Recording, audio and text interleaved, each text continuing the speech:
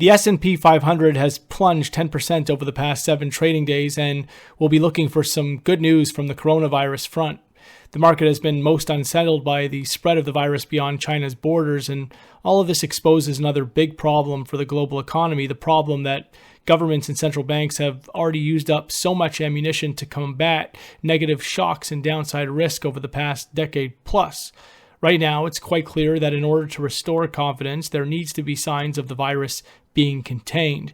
We've been living in a world where investors have been immune to downside risk, and yet now there is no immunity to this latest risk, and no government or central bank can provide the vaccine.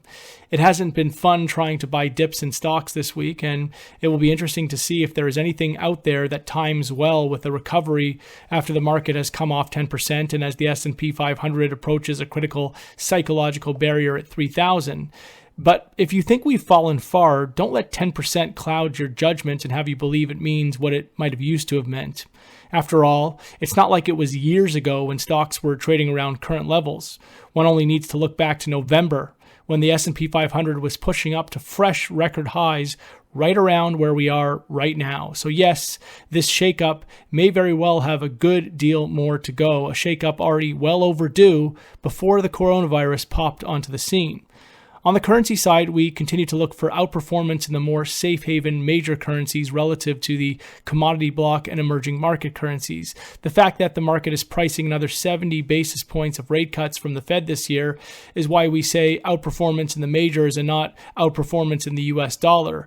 We could very well see the other major currencies doing better than the buck in the current backdrop, especially if the US administration keeps talking soft dollar policy.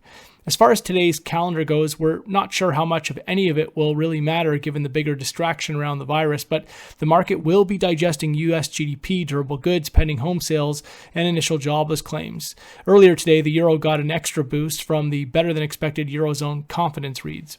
That's all for now.